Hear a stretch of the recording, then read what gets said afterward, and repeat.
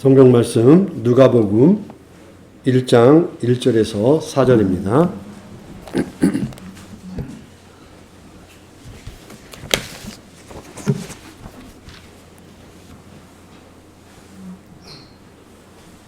우리 중에 이루어진 사실에 대하여 처음부터 목격제와 말씀에 일꾼된 자들이 전하여 준 그대로 내력을 저술하려고 붓을 든 사람이 많은지라 모든 일을 근원부터 자세히 미루어 살핀 나도 데오빌로 각하에게 차례대로 써 보내는 것이 좋은 줄 알았노니 이는 각하가 알고 있는 바를 더 확실하게 하려 함이로라.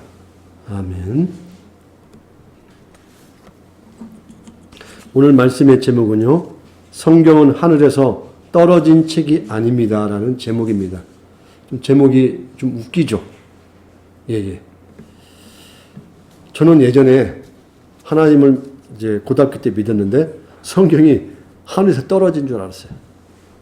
이런 물리적으로 떨어졌다는 의미가 아니라 어떤 특별한 신비로운 방식으로 인간에게 주어졌다고 생각을 한 거죠. 지금 우리가 하나님 말씀을 받고 좀 읽고 묵상하고 있는 이 성경을 그럼 여러분은 어떻게 기록되었는가? 제가 어렸을 때 그렇게 생각했듯이 지금은 혹시 여러분이 어떻게 이 성경이 기록되었지라고 혹시 생각해 보신 적이 있겠죠? 나름대로. 근데 우리가 일반적인 교회에서 답은 이렇게 이야기를 합니다. 성경은 하나님의 감동으로 기록되었다. 영감으로 기록되었다. 오늘 주일학교 아이들에게 설교한 그 내용 본문에 표현된 내용입니다. 그러면 성령의 영감이라는 것이 어떠한 형태를 말하는 걸까요? 성령의 감동으로, 영감으로 기록되었어요. 그러면 영감과 감동으로 기록됐다라는 게 과연 어떤 모습을 갖느냐는 것입니다. 이렇게 생각할 수 있겠죠? 과거에 제가 아까 하늘에서 뚝 떨어졌다 생각했다는 표현이 이제 풀어서 이야기하면 이러죠. 예수님의 제자나 사도 바울 같은 사람들이 기도하다가 하나님의 음성을 들은 거구나. 이렇게 생각을 한 거죠. 또한 환상을 직접 보았기 때문에 그렇게 기록한 거구나. 또는 황홀경에 빠져서 그편 이십시 상태에 빠져서 성경을 그렇게 받아 적은 건가 생각한다는 것입니다. 기본적으로 이거예요. 이 말은 우리가 신학적으로 이걸 기계적 영감설이라고 표현해요. 곧 하나님이 성경을 이제 누가예요. 누가복음이잖아요. 지금 성경이잖아요. 자, 어느 날 갑자기 하나님이 누가를 부른다 이거죠. 누가야, 예 주님, 종이가 없어요. 파피루스와 네가 기록할 만한 먹물을 챙겨와라. 예, 준비되었습니다. 자, 이제 내가 부르마. 우리 중에 이루어진 사실에 대하여. 처음부터 목격자와. 주님 잘못 들었어요. 다시. 처음부터 목격자와. 이렇게 기록된 걸까요? 저는 이렇게 생각했단 말이에요. 그렇지 않으면 기도 중에 황홀경에 빠져가지고 하늘의 환상을 본 거죠. 성경 본문이 다 펼쳐진 거죠. 우리 중에 이루어진 사실, 그거 기억 잘해야지. 잊어버리지 말아야 할 텐데, 그래서 잃어버리기 전에 얼른 가가지고, 이게 기록한 걸까요? 사실 이렇게 기록이 되면 신비롭죠. 와, 그렇지. 왠지 계시 같잖아요.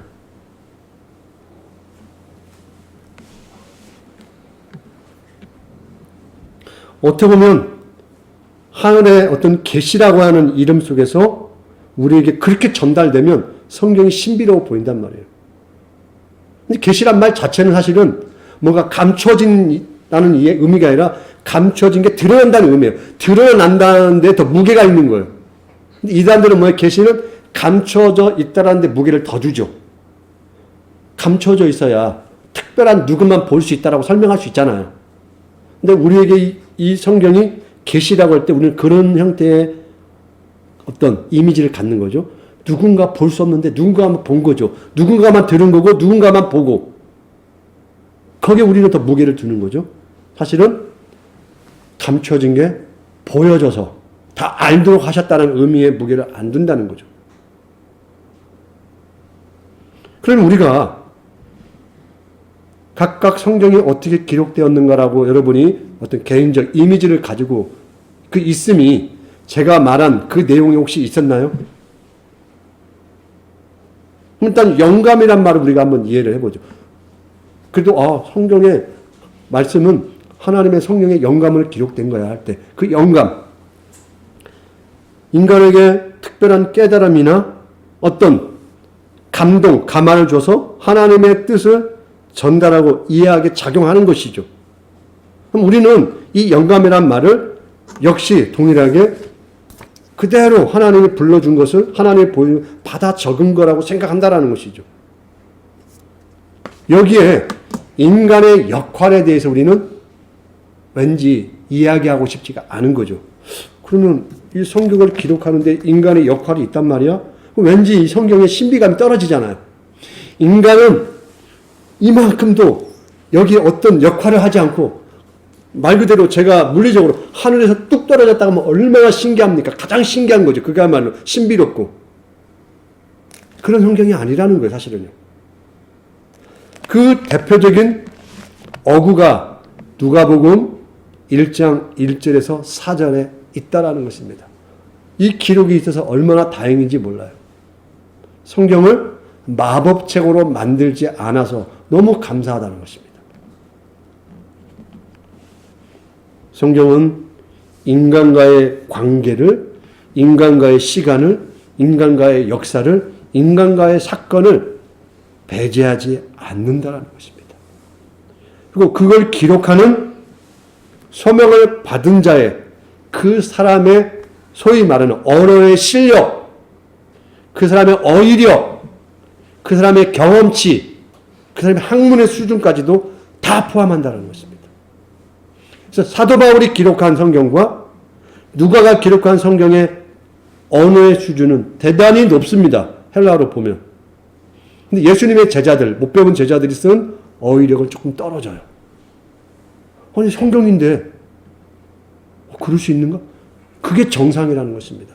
예를 들어 제가 일본어나 중국어를 모르는데 제가 하나님이 갑자기 머리에 팍 중국어를 넣어주고 일본어를 넣어줘가지고 기록하게 하지 않는다는 것입니다. 제가 제일 그나마 잘하는 게 뭐예요? 한국어잖아요. 그럼 한국어도 완전히 잘하는 겁니까? 문법을? 그럼 제가 뭔가 쓰려면 사전도 놓고 뭐 지금의 사전을 사용하지 않지만은 인터넷 통해 검색도 하고 이게 한자로 무슨 말이지 확인을 하잖아요. 그럼 제가 이해하고 제가 설명할 수 있는 내용으로 예를 들어서 이게 원고를 만들어 올 거 아닙니까? 오늘 이런 말씀은 전혀 모르면 제가 어떻게 중국어를 하나님께 계시를 받아가지고 그나마 영어 조금 하는 거 어떻게 영어로 받아가지고 막 할 수 있는 겁니까? 그럴 수 없다라는 거예요.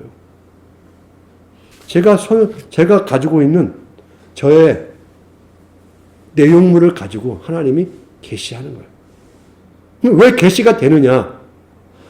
제 수준은 예를 들자면 이만큼에 있는 사람의 지적 수준만큼 안 되는데 이 수준에서 제가 기록함에도 불구하고 누구의 뜻을 전달하는 거예요? 하나님의 뜻과 소망과 하나님의 일하심을 전달하기 때문에 이 간극을 뛰어넘는다는 거예요. 그걸 내가 넘는다는 게 아니라 성령의 역사가 그 간극을 뛰어넘어서 우리에게 깨닫게 하시고 그걸 느끼게 하시고 알게 하신다는 거예요. 그래서 마태, 마가, 누가, 요한을 우리가 사복음서라고 말하잖아요. 요한복음을 빼고 마태, 마가, 누가를 공간복음이라고 하잖아요. 왜냐하면 어느 정도 성경 내용이 공통된 내용을 다루기 때문에. 그러나 마태, 마가, 누가 내용도 다른 내용이 많아요. 각각 다르단 말이에요. 우리가 이럴 수 있죠. 똑같은 성경이 똑같아야죠.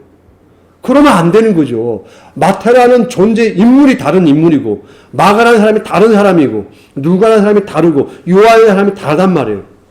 근데 요한은 상당히 수준 높은 헬라 철학의 용어를 쓴단 말이에요. 우리가 태초에 말씀이 계시니라. 이 말씀 헬라로 로고스예요. 요한은 이 수준의 학문을 배운 사람이 아니에요. 유대인이었단 말이에요. 헬라 철학에서 말하는 노고스의 헬라어 개념을 알지 못한 사람이었어요. 그런데 예수님의 제자 가운데 누가 가장 오랫동안 장수를 했죠? 요한이에요. 요한은 그 사이에 예수님의 제자가 된 이후에 계속 자라난 사람이에요. 지적 수준이 성장한 사람이라는 것입니다. 나는 하나님 믿고 예수님 잘 믿으니까 기도 한 번 하면 다 끝나는 사람이야. 그게 아니라 요한은 끊임없이 학문적 발전을 한 사람이에요. 그래서 요한복음을 기록할 때 드디어 헬라 사상의 언어를 가지고 쓸 수 있는 사람이 성장한 거예요. 베드로 전후서를 기록할 때 베드로 전후서는 구약 성경을 이해하지 못하면 그 내용을 구상할 수 없는 사람이에요. 이방인을 쓸 수가 없어요. 근데 베드로는 유대인이잖아요. 근데 베드로가 드디어 그 정도의 글을 쓸 수 있는 사람이 된 거예요. 그전에는 쓰지 못했어요. 그 정도의 실력이 없었단 말이에요.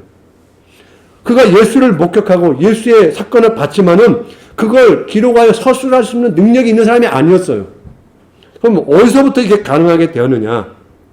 사도행전 2장에 보면 베드로가 드디어 오순절날 성령 강림을 통하여 그가 방언을 받잖아요. 방언을 받고 새로운 시대가 열렸으면 드디어 인식하게 되는 거죠. 뭔가 우리 안에서 성경을 보다가 어느 시점에 내 시각이 바뀔 때가 있잖아요. 탁 열어지는 거 있잖아요. 베드로가 드디어 이게 열린 거예요.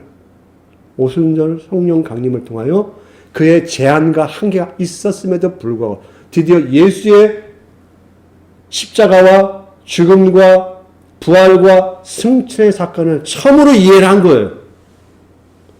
시간이 걸렸단 말이에요. 그리고 그 사건을 처음으로 입 밖에 낼 수가 되었고요.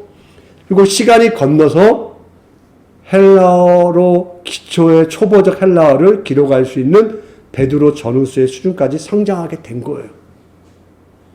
우리 이런 생각을 해본 적이 없잖아요. 그냥 어느 날 갑자기 말 그대로 성경이 제자들의 머리에 뚝 떨어진 것처럼 우리가 생각할 수 있게 된다는 것입니다.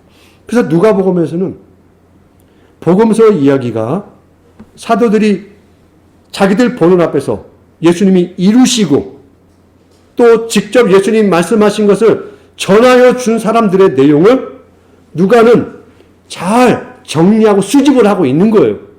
1차 목격자가 아니잖아요. 누가만 해도 그는 자기가 존재하고 있는 이 시간의 시점에 예수님의 제자들이 살아 있었단 말이에요. 살아 있는데 이제 AD 50년, 60년, 70년 예루살렘 멸망이 되기 전에 특히 60년 사이에는 혼돈의 시기였어요. 이 이스라엘 땅 예루살렘에는 이단도 많았고요. 이미 기독교 이단들이 막 등장을 해요. 예수님을 따르던 제자들, 예를 들자면 1차 제자 말고 그 1차 제자 다음 후계자 가운데 이미 이단들이 나와요. 니골라당 같은. 그 잠깐 사이에 등장을 하게 됩니다. 그리고 이 성경 내용 외에 소위 말 위경이라는 거, 우리가 성경은 이걸 정경이라고 합니다. 정경, 캐논이라고 이야기하거든요. 하나님 말씀의 어떤 정확한 자처럼 캐논이라고 표현하고요. 그 다음에 외경이라는 게 있습니다. 외경. 우리는 지금 외경이 없습니다. 여러분 그 공동 번역이나 캐톨릭 성경 보면 중간에 외경이라는 게 있어요. 신구약 중간에 있는 그 성경의 기록 내용들이 있거든요. 그러니까 역사적으로 필요한 내용들이에요. 그러나 하나님의 계시에 66그를 우리가 포함하지는 않아요. 우리 개신교에서는. 그 외경이 있고요. 그 다음에 위경이라는 게 있어요. 위경. 완전히 가짜. 그런데 위경이 뭐냐면 너무 은혜스러운 성경들이 많아요. 요즘 우리가 보면 도마복음서 같은 경우. 그리고 예수님이 어릴 때의 내용이 없잖아요. 특별히 누가복음에서 성전으로 간 그 사건 이야기는 없단 말이에요. 그리고 예수님이 너무 인간으로 보이는 거예요. 예수님을 완전한 신처럼 보이게 만들고 싶어요. 위경들은 주로 그래요. 예수님을 더 높여요. 더 신격화되어 있고 예수님은 어렸을 때 새만 딱 쳐다봐도 새가 딱 떨어져요. 위경을 보면. 그렇게 신묘막측한 신비로운 능력을 가진 분이에요. 그렇게 예수님을 표현해요. 뭐 그런 성경을 보면 예수님을 더 잘 믿겠습니까? 여기에 누가복음이나 복음서에 있는 노마 총독에게 매를 맞고 힘도 없고 십자가에 못 박혀 죽으신 그 예수를 믿고 싶겠습니까? 그래서 복음서는 예수님의 죽으심에 대해서 적나라하게 설명하는 거예요.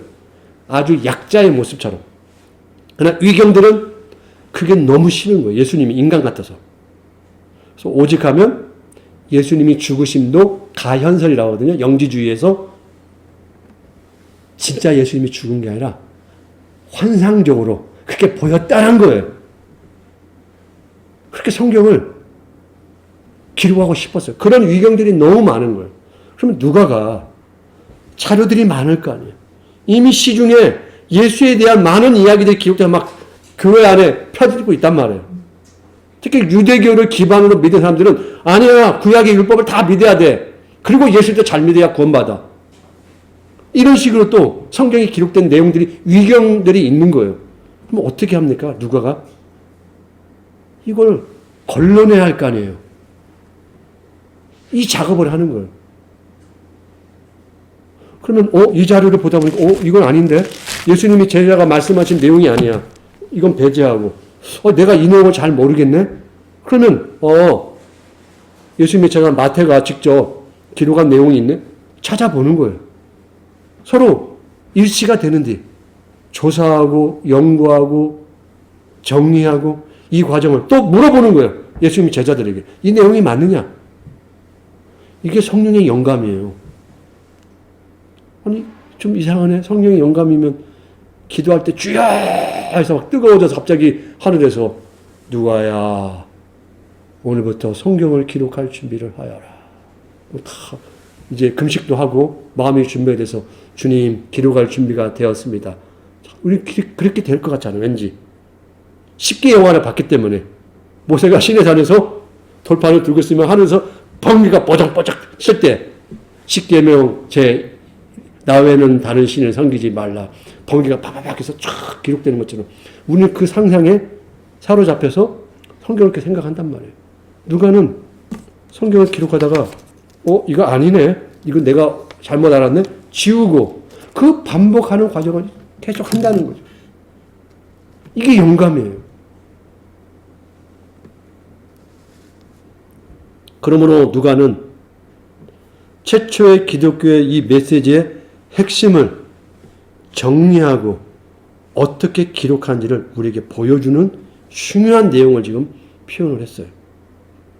그래서 저는 문맥을 보게 되면 그저 머리로 그냥 그가 학문적 지식이 높아서 나름대로 자기 실력으로만 기록했다라는 게 또 아니에요. 보면 광범위하게 자료를 수집하고요.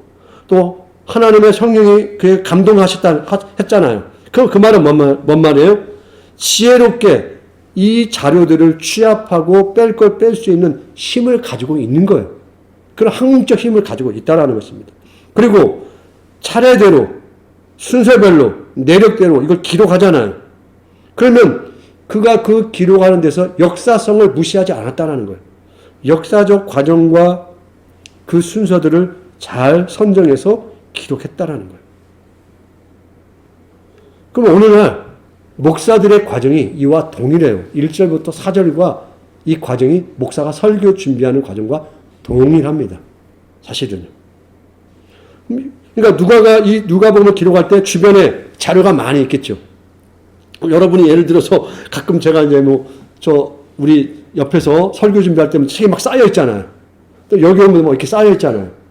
그게 왜 쌓여 있는 겁니까? 제 자료를 찾는 거잖아요. 이 말인지 또 한글이 이해가 안 될 때 있어요. 쉬운 성경보다도 영어 성경 가끔 쳐다보고 하려고 의미가 이건가? 때로는 그것도 명쾌하지 않으면 주석도 놓고 본단 말이에요. 찾는 작업을 하는 거예요. 동일한 과정이에요. 그러나 제가 기록한 이 설교 본문을 성경이라고 하지 않아요. 이건. 이 말씀에 기반해서 우리에게 적용하고 이걸 이해하도록 설명하는 거라는 것입니다. 그래서 성령께서 우리에게 오늘날 이 땅에 새로운 성경을 주시지 않아요. 이단의 특징은 뭐예요? 이 성경 말고 다른 이 성경과 동일한 권위를 갖고 있는 누군가가 있는 것처럼 말을 합니다. 교주님이 계시고 그분이 특별히 계시받은 어떤 내용이 있는 것처럼 그건 없다라는 것입니다. 그런 의미에서 이게 유일한 계시라고 말을 하는 거예요. 그래서 여러분이 나 기도하다 계시받았어 라는 말을 쓰시면 안 돼요. 그런 표현을 쓰시면 안 돼요. 그럼 몰라서 하는 거예요. 그분이 일부러 한 거라고 그건 알아요. 계시는 오직 기록된 이거 외에는 없는 거예요. 그럼 내가 기도하다가 뭔가 좀 마음에 명확한 뭔가를 받았는데요. 그럼 깨달았다라고 이야기하시면 돼요. 원래 기도 가운데 깨달음이 있었어. 또 어떤 분은 이제 그렇게 말하기도 좀 권위가 떨어지니까 하나님이 나에게 이런 마음을 불어 넣어 주셔서 이런 표현하신 분도 있죠. 물론 거기까지도 괜찮습니다. 그러나 가능하면 기도 중에 내가 이런 깨달음이 있었어. 예. 왜 그러냐면요. 그 깨달음이라고 표현하는 이유는 어떤 분이에요? 기도 가운데 하나님이 나에게 이렇게 마치 계시에 준한 나에게 이렇게 말씀하셨어. 라는 수준의 이야기를 하려고 내 말의 권위를 자꾸 두려고 한다는 것이죠. 그지 말하는 거죠. 깨달아서도 그 깨달음이라는 게 한계가 있을 수 있단 말이에요. 그래서 기도 중에 내가 이걸 깨달았네. 내가 이런 생각이 들었어. 들었다고 가능하면 표현하세요. 들었다. 근데 그 들었다는 생각이 내가 들었는데 마치 성령이 나에게 직접적으로 야, 너 이거 해. 나에게만 특별히 뭔가 이렇게 준 것처럼 너무 그걸 과대 표현하지 마시라는 것입니다. 내가 기도 중에 말씀 중에 이러한 깨달음이 있었어.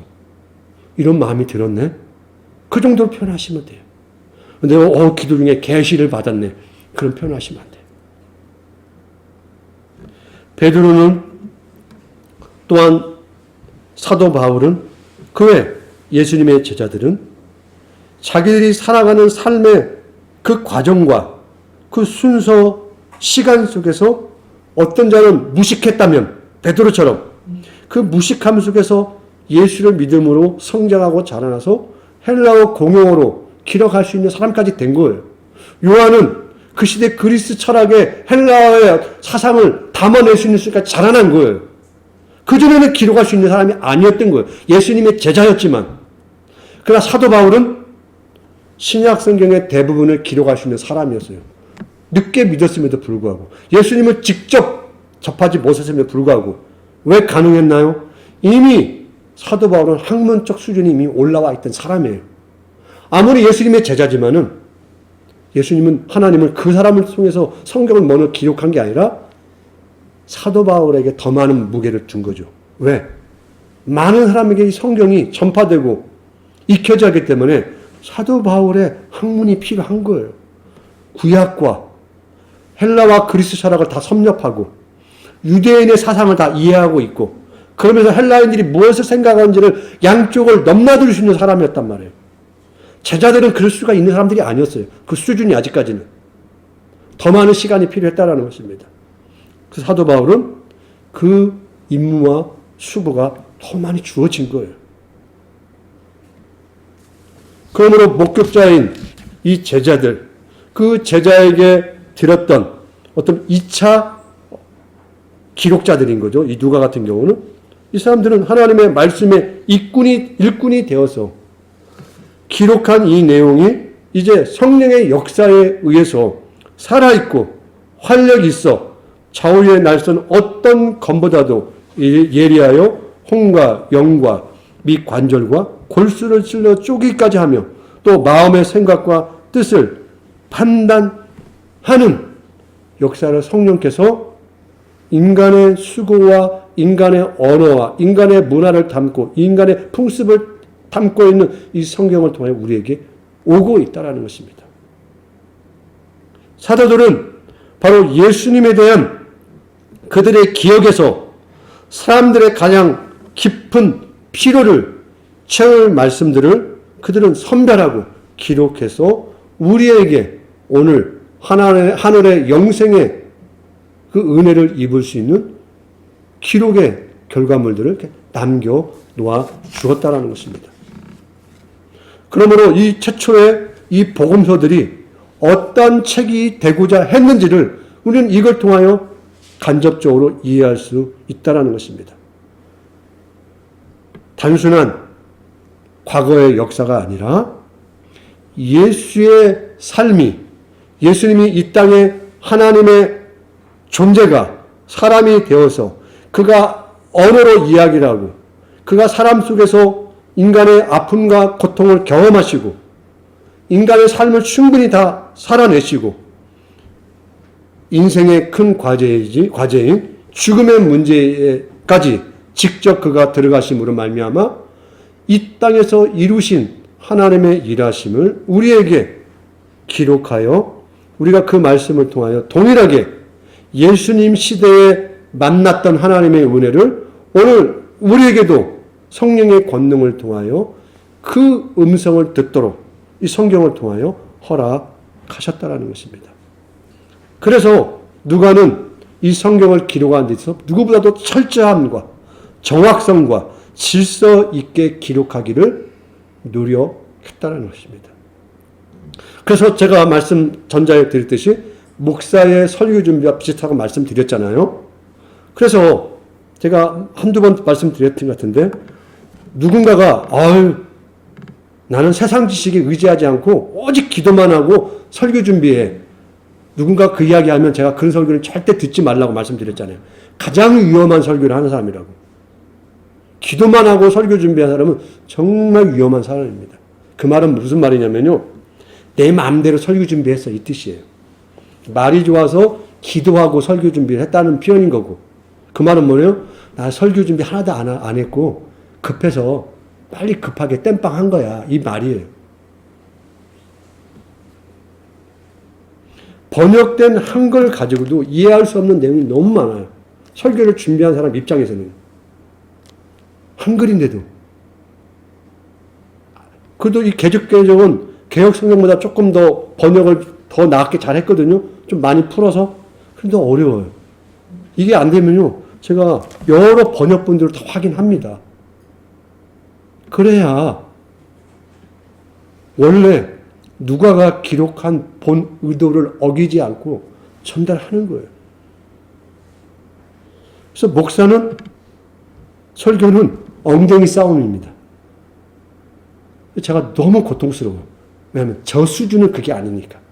저는 빨빨거리고 막 놀아야 하는데 얼떨결에 목사가 돼가지고 책상에 앉아있으면 안 될 사람이 책상에 앉게 된 거예요. 진짜 고통스러워요. 이 나이가 되도록 책 찾아봐야 되고 사전 찾아봐야 되고 내가 뭐 잘못하나 또 확인해야 되고 얼마나 고통스럽습니까? 저로서 그렇다는 거예요. 저로서. 산은 돌아다니고 약지 캐고 돌아다니고 놀아야 하는데 미치겠어요. 세상에 어떻게 시간이 가는지는 모르겠어요. 도대체. 그리고도 어떻습니까?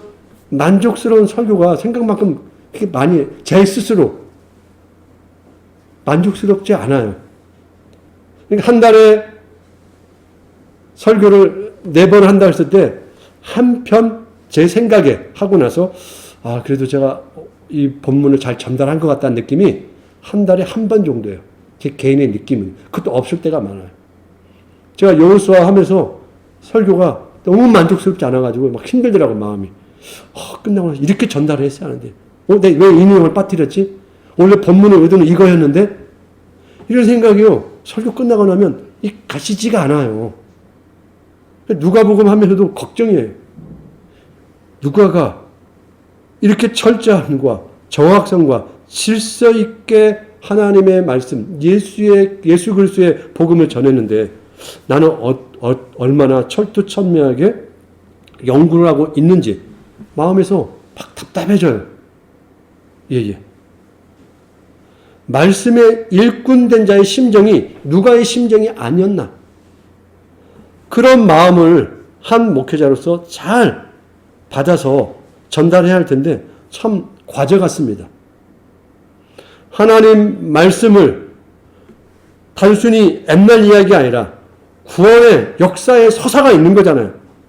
또한 이 역사는 단순히 옛날 이야기가 아니라 한 사람의 생각과 사상과 마음을 바꿔놓는 거잖아요. 여기서 옛날 이야기 들으고 오신 건 아니잖아요, 여러분이. 시간과 공간을 뛰어넘은 이 말씀이 오늘 2000년 후에 우리에게 단순한 역사책이 아니라 찬송가에서 우리가 말했듯이 생명의 말씀이 되도록 하기 위해서 우리는 이 성경 말씀에 이 뜻에 본 의도에 맞도록 전할 자가 전하고 들을 자가 그렇게 들을 수 있는 훈련을 우리는 매일매일 해야만 한다는 것입니다. 그래서 여러분한테 제가 설교를 하지만은 여러분은 각자가 또 고민하실 게 있습니다. 여러분 스스로 또 판단할 수 있는 힘도 키워줘야 돼요. 여러분 스스로가 노력을 해야 돼요. 그래서 왜 기독교를 문자의 종교라고 하는가? 일단은 이 성경 때문에 그렇습니다. 그래서 기독교가 들어가면 반드시 해야 하는 첫 번째 일이 글을 읽도록 합니다. 계시잖아요. 이 계시 외에는 없잖아요. 어떻게 해요? 글을 가르치고 읽도록 합니다. 그래서 학교를 세우는 거예요. 그래서 예수를 믿으면 문맹이 생기지가 않아요.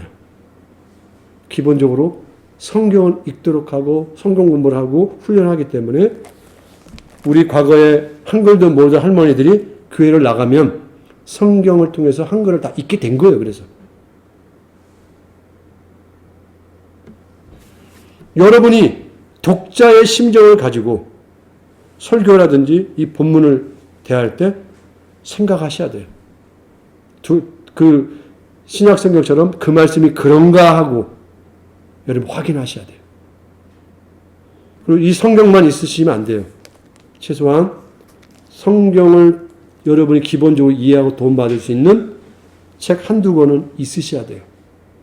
예수를 믿는 동안 책을 멀리할 수 없는 신분이 되는 거예요. 기독교인이란 존재가 그래요. 문자의 종교를 믿기 때문에 성경 외에 여러분 매일 성경 보잖아요. 여러분 신앙생활에 대다수를 보시기 바랍니다.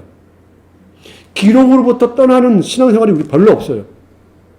기록된 성경 말씀, 또 누군가가 출판한 매일 성경, 이 성경을 또 해석한 어떤 주석서, 경건서죠. 우리의 존재성의 부름이 그러해요. 성도의 삶을 산다는 건 게으르시면 안 되는 거 하나 뭐냐면요. 읽는 연습을 많이 하셔야 합니다. 이건 성도의 의무와 같은 거예요. 그렇지 않으면 어떻게 해야 돼요? 눈이 안 좋을 수 있잖아요. 듣는 훈련을 잘 하셔야 돼요. 좋은 가르침, 강의, 유튜브에서 잘 선별하여 들어서 눈으로 읽고 힘들면 그래서 내 생각을 넓히셔야 돼요. 키워놓으셔야 돼요. 그러므로 말미암아 타당한 해석과 타당한 적용을 할 수 있는 실력들을 여러분이 가지셔야 합니다. 그래서 저의 설교의 목표는 사실은 이거예요. 제가 설교하지 않아도 여러분 스스로 이 말씀을 가지고 살아가는 거예요. 제가 설교하지 않아도. 어떤 저는 그렇습니다. 개인적으로. 성도님들이 내 설교가 없어도 이 성경을 가지고 스스로 찾아갈 수 있는 분들. 그래서 이게 부족하면 자료를 찾고 책을 찾고 그래서 성경의 본뜻을 찾을 수 있는 분이 된다면 얼마나 감사하겠습니까? 저는 여러분이 그렇게 되기를 소망합니다. 그런 가운데 우리의 이 감각, 우리의 생각이 커져갑니다. 커져간다보다는 성장하게 됩니다. 그러면 하나님의 뜻을 우리가 알아가는 사람이 되는 거죠. 기도를 통하여 하나님의 뜻을 알아가지만은 말씀을 통하여 하나님의 생각과 마음을 여러분이 알게 된다는 것입니다. 그래서 올바른 말씀을 듣고 읽고 적용하고 훈련함으로 말미암아 우리 안에 하나님 나라의 영역이 일하심이 커지게 되는 거죠. 그럼 말씀이 아까 살아서 운동력이 있다고 했잖아요. 그 말씀이 내 안에서 운동하는 거죠. 역사하는 거죠. 그러면서 여러분 삶이 그렇게 사라지는 거예요. 누가는 이 말씀을 통하여 바로 우리에게 이렇게 순종하고 이렇게 살아가기를 원하고 있다라는 것입니다. 이 말씀이 단순한 문자가 아니라 영원히 인간으로서는 판단할 수 없는 하나님의 지혜와 하나님의 일하심이 있기 때문에 우리는 그 믿음을 가지고 이 말씀을 오늘도 듣고 읽고 영과는 누가의 제3의, 제4의 사람들이 되는 것입니다. 그러므로 말미암아 여러분을 통하여 하늘의 뜻이 여러분이라는 가교를 통하여 이웃에게 이 땅 위에 전하여지는 놀라운 역사가 있기를 소망합니다. 기도하겠습니다. 사랑의 아버지 하나님 감사합니다. 우리에게 이렇게 기록된 하나님의 말씀이 있게 하심을 감사합니다. 이를 기록하기 위하여 우리 믿음의 선배들은 많은 수고를 했습니다. 그의 삶으로 경험했고 그 자료들을 수집했고 또한 그 말씀의 기록의 정리가 맞는지 여러 증인들을 통하여 그들은 물었고 정리를 했습니다. 철저했고 정확했고 이 말씀이 하나님의 뜻으로 역사하기 위하여 또 성령께서는 그들 마음 가운데 죄가 오염되지 않도록 지키시고 보호하시고 기록되게 하셨습니다. 이 말씀을 우리가 받는 오늘 이 시간에 우리가 바로 누가의 태도와 마음을 가지고 하나님의 말씀을 읽고 듣고 묵상하며 적용할 수 있도록 도와 주옵소서. 예수님의 이름으로 기도합니다. 아멘.